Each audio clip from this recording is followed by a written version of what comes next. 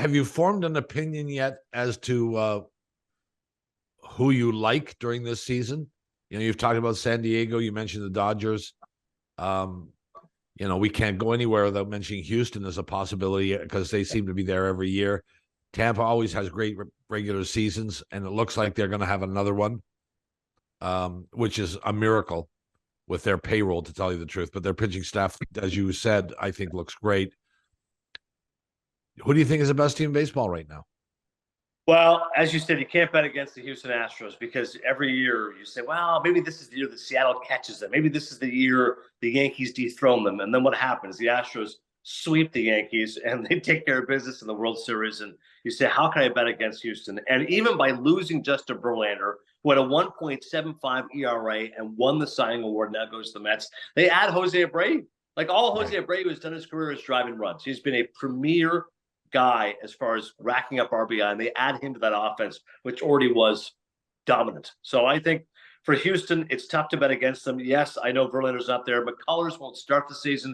They've still got really good pitchers, notably Framber Valdez, who was great in the playoffs a season ago. You add in Jose Urquidy, Luis Garcia. I think they've got enough arms. Presley, obviously, in the bullpen. But I do think Seattle's going to be better. Seattle's an exciting team. Obviously, finally broke that playoff drought. They got Teoscar Hernandez from our Blue Jays. So I'm curious what Seattle can do as far as challenging them. But Houston is still the team to win that division.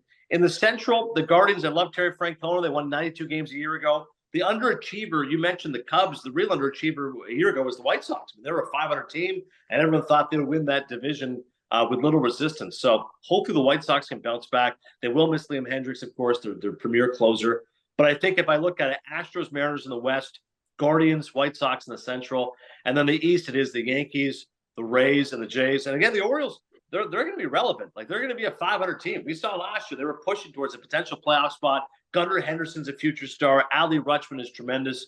So even Baltimore can't be discounted. Boston will be relegated to the cellar, but they still could be a 76, 77 win team. They won't be too atrocious. So in the American League, Houston, New York, Cleveland, and I think over in the National League, San Diego to me is that sexy team, and I'm really curious what happens there. I like them to win the West, the Dodgers to get a wild card, but the East to me, Bob and John, is going to be fascinating because you've got three premier teams there. Like, you've got the Braves, the Mets, and the Phillies. The Phillies made the World Series and added Trey Turner.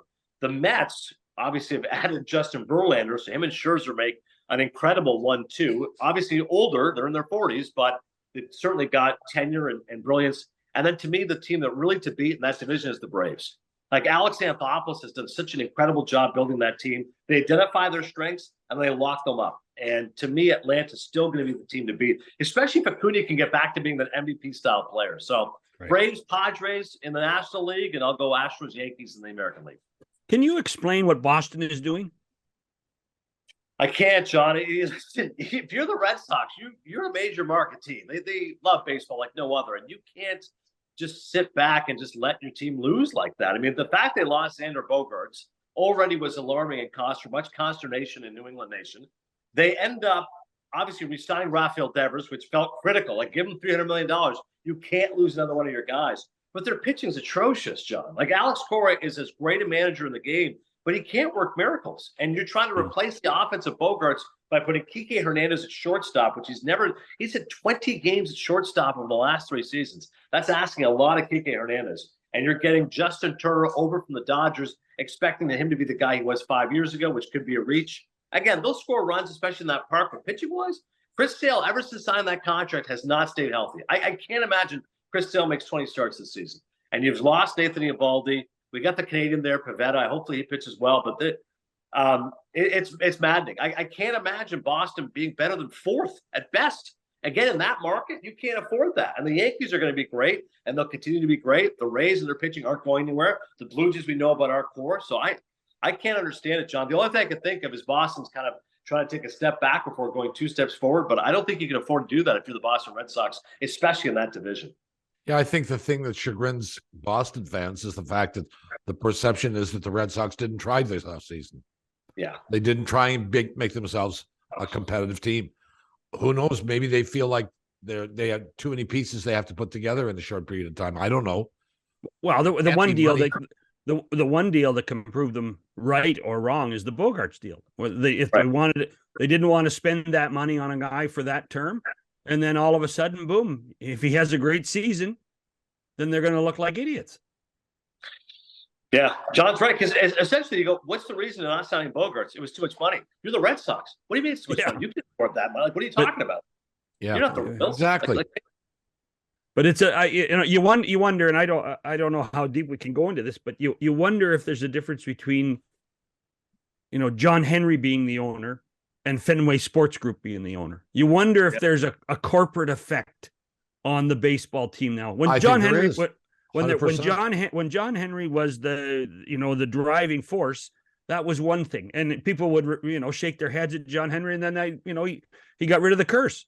But this system of corporations buying and managing multiple sports teams now, that's taking that numbers and analysis to another level as well, and that you have to wonder how much effect that has on the Red Sox. Yeah, it's a lot easier, John, when you just got one guy who's the guy.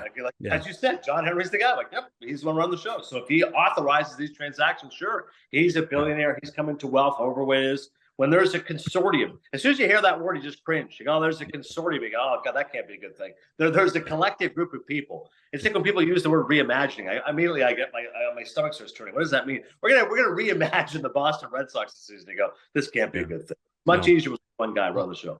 Sure, because it's his money. Right.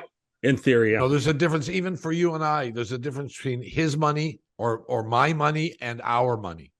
Yes. Because now you got to consult with the other hour.